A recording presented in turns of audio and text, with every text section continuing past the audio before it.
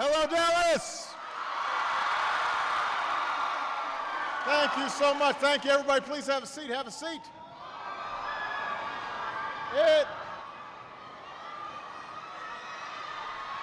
Thank you.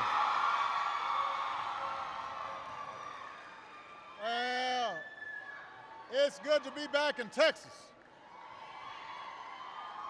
It is good to be back in Texas. I am thrilled to have the opportunity to be with all of you. I want to thank a couple of people. First of all, the mayor of Mesquite, John Monaco, is here.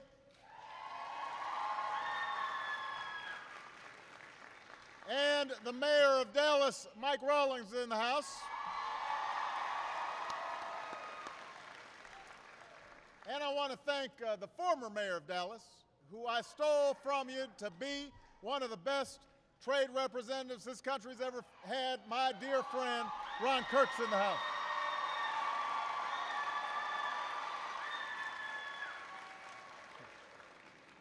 I also want to thank the folks over at the Children's Lab School who gave me a tour, and I want to especially thank Kim Russell for sharing her story. Thank you, Kim.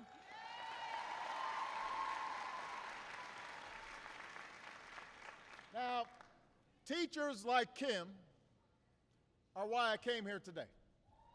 Teachers like Kim and her former students. That's why I've been traveling all across this country for the last few weeks. Now, these are the toughest times we've been through since the Great Depression. And because the problems that led to the recession weren't caused overnight, they won't be solved overnight. That's the hard truth. It took us a decade to see the culmination of some of the bad ideas that had been put into place, the lack of regulation on Wall Street, middle-class folks struggling. So we're not going to solve all those problems overnight, but that doesn't mean we have to sit back and do nothing about this economy. There are steps we can take right now to put people back to work. There are steps we can take right now to put money in the pockets of working Americans. There are things we can do right now to restore some of the security and fairness that has always defined this great country of ours. And that's what will happen if Congress will finally get its act together and pass the American Jobs Act.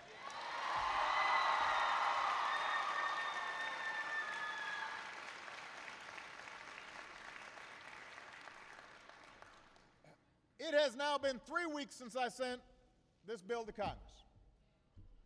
It's a detailed plan to get this economy moving. It's the kind of proposals that, in the past, Democrats and Republicans have supported. There's nothing radical in this proposals. These are the kinds of things that in the past we've had bipartisan support for. It's fully paid for. And that's why I need you to help me convince the people you sent to Washington that it's time to pass this jobs bill and get America working again.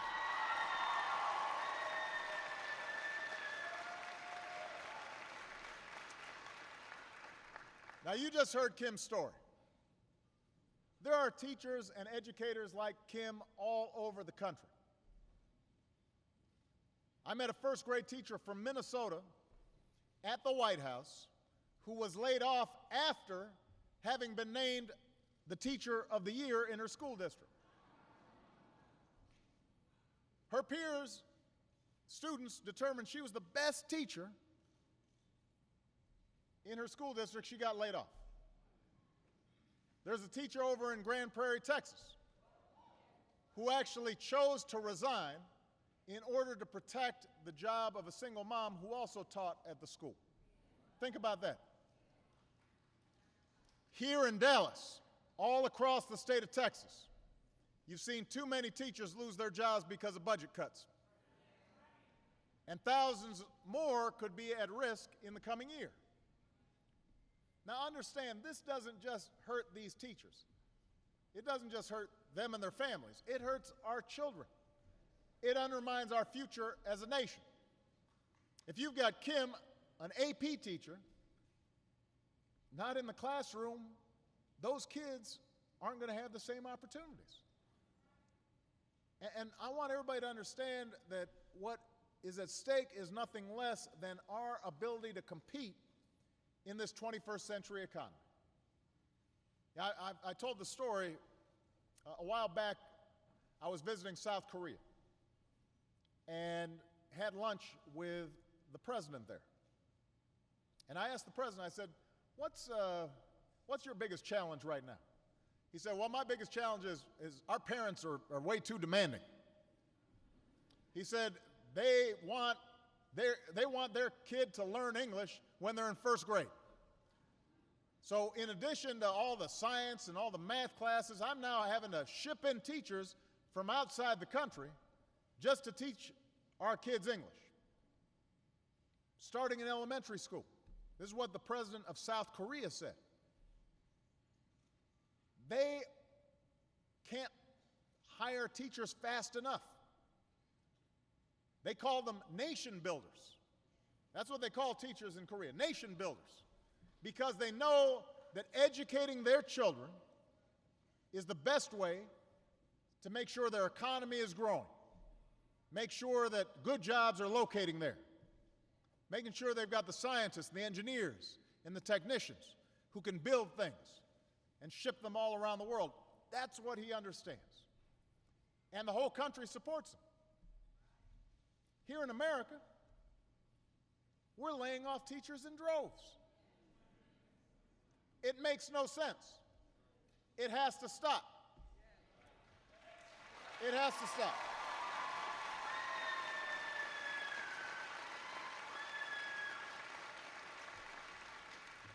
Now, this bill will prevent up to 280,000 teachers from losing their jobs.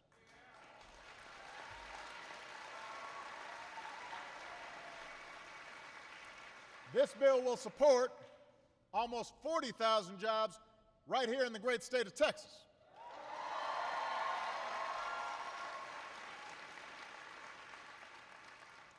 So here's what I need you to do.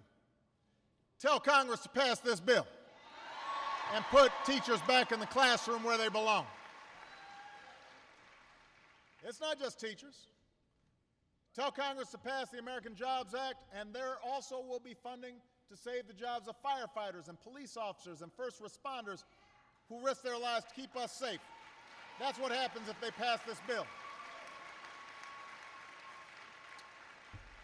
Pass this jobs bill, and hundreds of thousands of unemployed construction workers will get back on the job, rebuilding our schools, rebuilding our roads, rebuilding our bridges, rebuilding our ports, rebuilding our airports.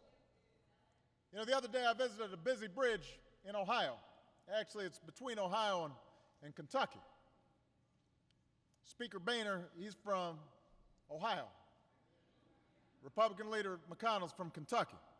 I thought it'd be a good place to have an event. This bridge is classified as functionally obsolete. That's a fancy way of saying it's old and needs to be fixed. There's a public transit project in Houston that would help clear up one of the worst areas of traffic in the country. There are schools all over this country that are literally falling apart. Roof crumbling, rain dripping in, too hot in the summer, too cold in the winter. Science labs all worn out. Got a couple of beakers, and that's it. Built back in the 50s, before the internet was invented. That's an outrage.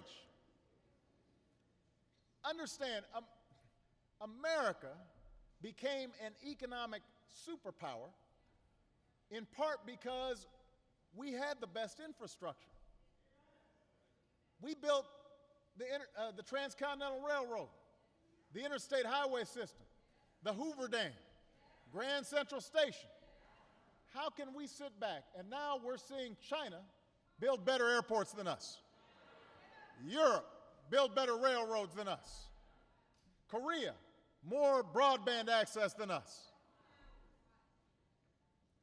At a time when millions of unemployed construction workers could be building all that stuff right here in the United States of America. My question to Congress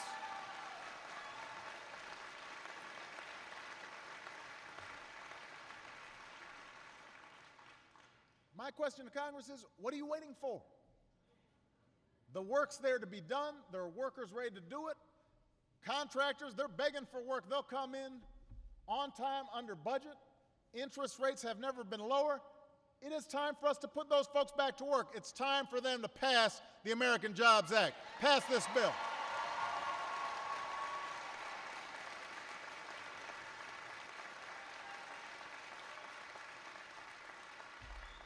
If Congress passes this jobs bill, new companies will get new tax credits for hiring America's veterans. Think about it. We ask these men and women to leave their families, disrupt their careers, risk their lives for our nation. The last thing they should have to do is to fight for a job when they come home.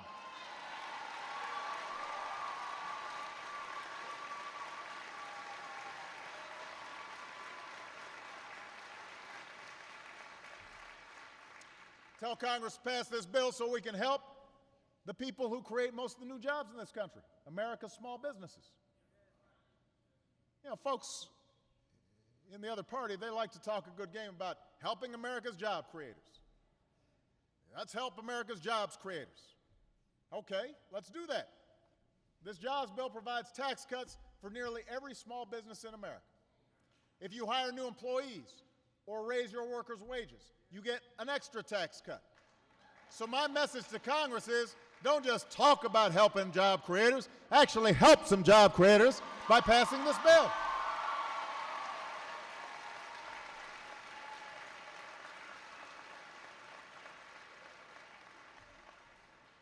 Here's another reason why they need to pass this bill.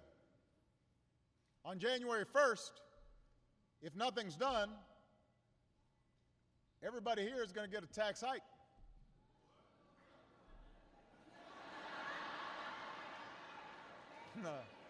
That's right.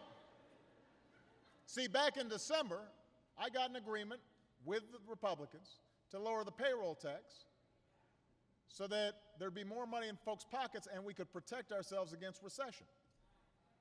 Now, since that time, we've had a tsunami in Japan. We've had the Arab Spring, which shot up gas prices. We've had problems in Europe, and so the economy has gotten weaker. That tax cut is scheduled to expire by the end of this year. But if the American Jobs Act passes, the typical working family in Texas will have an extra $1,400 in their pockets. Now, if the bill doesn't pass, virtually every worker in America will see their taxes go up at the worst possible time. So I'm not about to let that happen, Texas. Look, Republicans say they're the party of tax cuts. Tell them to prove it. Tell them to fight just as hard for tax cuts for working Americans as they do for the wealthiest Americans. Pass this bill.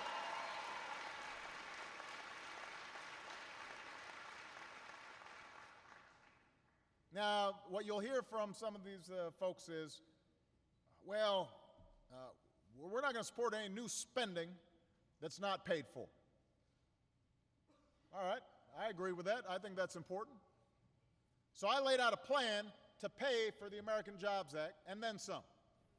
A plan that not only pays for the bill to put folks back to work, to raise our growth rate, but to also pay down more of our debt over time. It builds on the $1 trillion in spending cuts that I already signed this summer, making it one of the biggest spending cuts in history. So, look, I believe we've got to make cuts in programs that don't work and things that aren't helping the economy grow so we can pay for the things that are, right? We all believe that government needs to live within its means. We all agree with that. But we also believe that how you bring down the deficit is important. If we want to actually close the deficit, not just talk about closing the deficit, not just using it for a campaign slogan, not just playing politics, if we want to actually close the deficit, then you've got to combine the tough cuts with a strategy to ask the wealthiest Americans and the biggest corporations to do their part, to pay their fair share.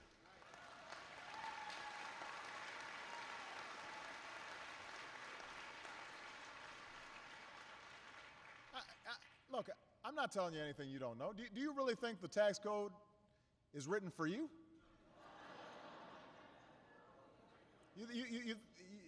You think the tax code, maybe you've got a bunch of lobbyists in Washington. Maybe you've got a bunch of special interests in there in the back rooms trying to carve something out. I don't know.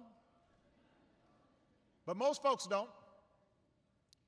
So the tax code, the way it's structured, is not fair. And so what we've said is, let's reform our tax code based on a very simple principle. And it'll raise more money without hurting working families. Here's the principle.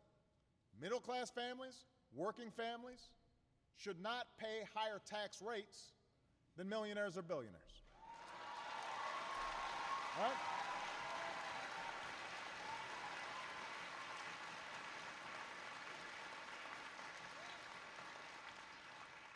I don't know how you argue against that. Seems pretty straightforward to me. Warren Buffett's secretary shouldn't pay a higher tax rate than Warren Buffett. Now, when I point this out, it seems very logical to me. But when I point this out, some of the Republicans in Congress, they say, oh, you're engaging in class warfare. Class warfare? Let me tell you something. Years ago, a great American had a different view. All right? I'm going to get the quote just so you know I'm not making this up. Great American said that he thought it was crazy that certain tax loopholes made it possible for millionaires to pay nothing while a bus driver was paying 10% of his salary. All right? You know who this guy was? Wasn't a Democrat. Wasn't some crazy socialist. It was Ronald Reagan. It was Ronald Reagan. Last time I checked, Republicans all thought Reagan made some sense. So the next time you hear one of those Republicans in Congress accusing you of class warfare, you just tell them, I'm with Ronald Reagan. I agree with Ronald Reagan that it's crazy that a bus driver pays a higher tax rate than a millionaire because of some loophole in the tax code.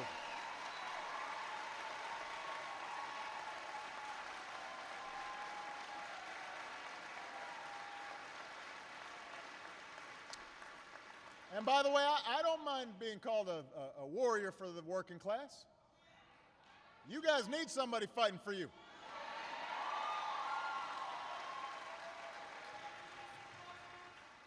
The only warfare I've been seeing is the war against middle-class families and their ability to get ahead in this economy. You know,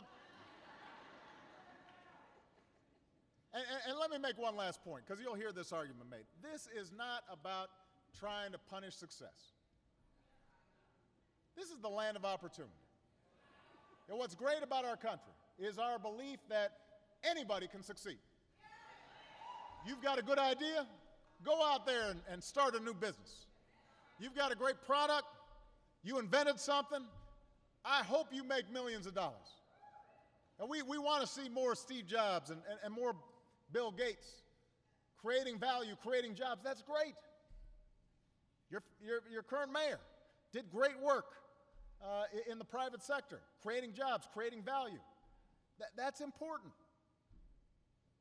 But remember, nobody got there on their own. You know, I'm standing here today. Michelle's standing here today. Or Michelle's not standing here today, but I know you wish she was.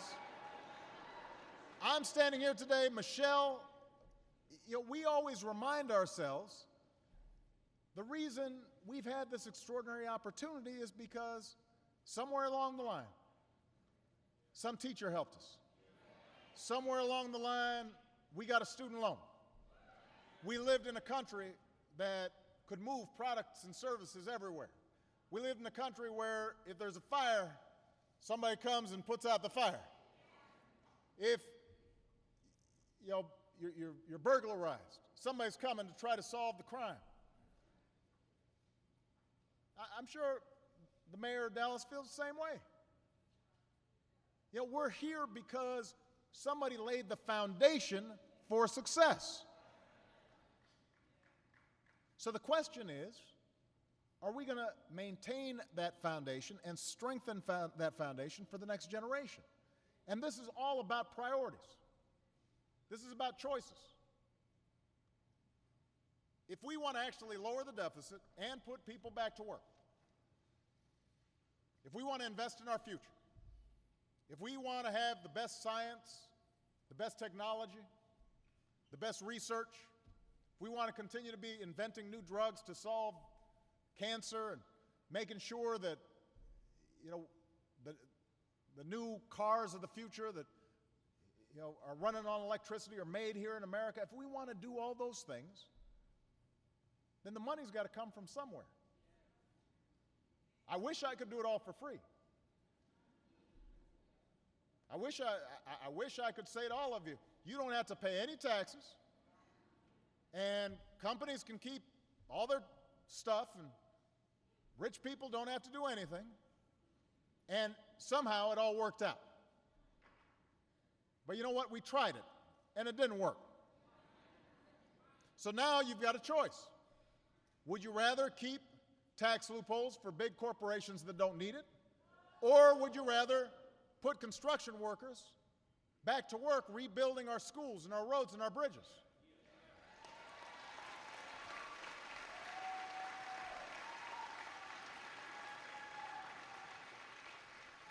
Would you rather I keep a tax break that I don't need and wasn't looking for, didn't ask for, and if I don't have it, I won't miss it? Or do you want to put teachers like Kim back to work and help small businesses and cut taxes for middle-class families? This is a choice that we've got to make.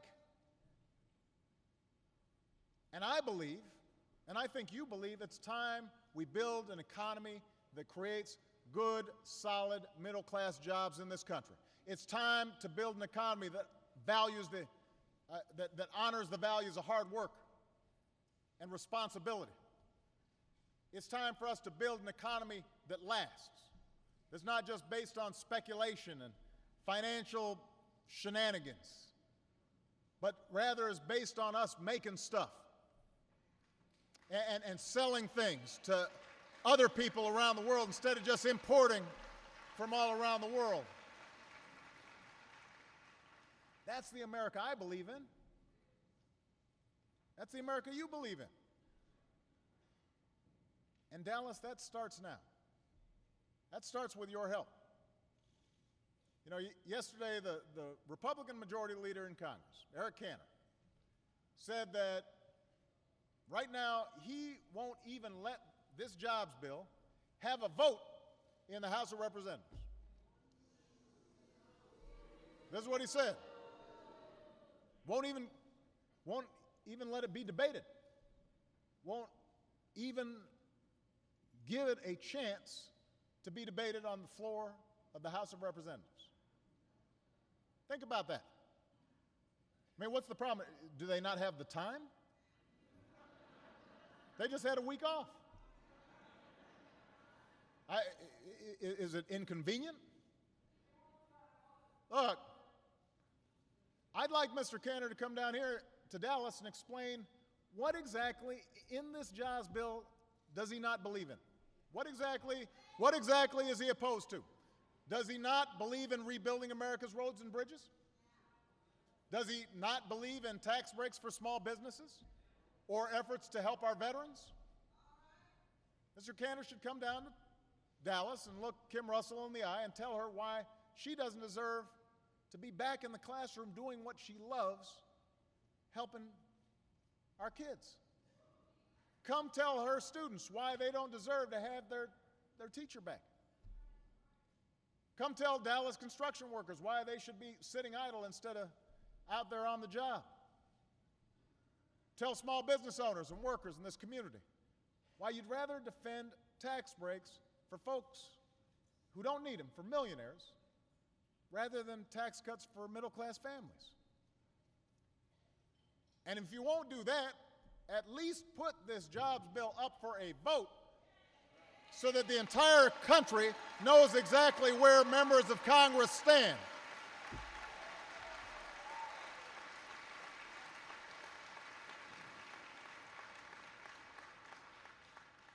Put your cards on the table.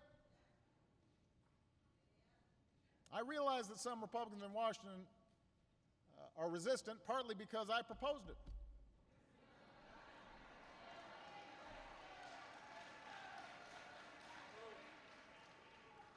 I mean, if I took their party platform and proposed it, they'd suddenly be against it. We've had folks in Congress who've said they shouldn't pass this bill because it would give me a win. So they're thinking about the next election.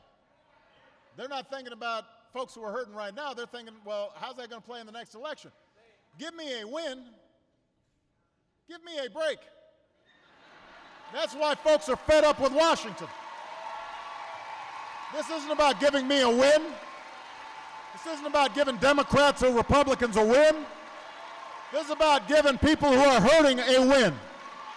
It's about giving small business owners a win, and entrepreneurs a win, and students a win, and working families a win. It's about giving America a win.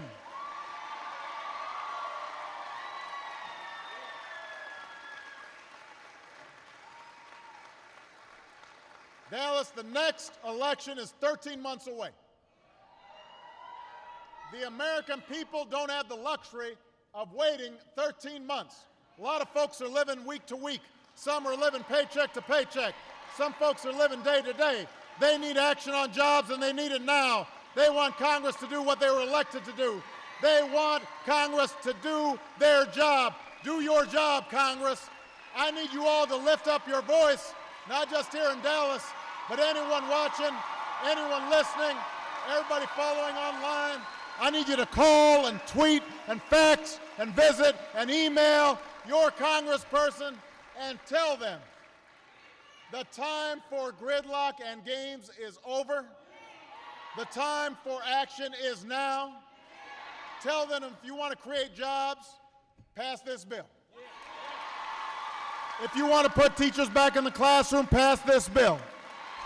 If you want construction workers back on the job, pass this bill. If you want tax cuts for the middle class and small business owners, pass this bill. You want to help some veterans? Pass this bill. Now's the time to act. We are not people who sit back in tough times. We step up in tough times. We make things happen in tough times. We've been through tougher times before, and we've got through them. We're going to get through these to a brighter day, but we're going to have to act. God helps those who help themselves. We need to help ourselves right now let's get together, let's get to work, let's get busy, let's pass this bill.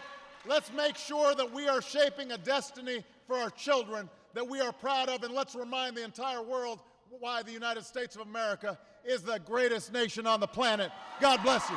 God bless the United States of America.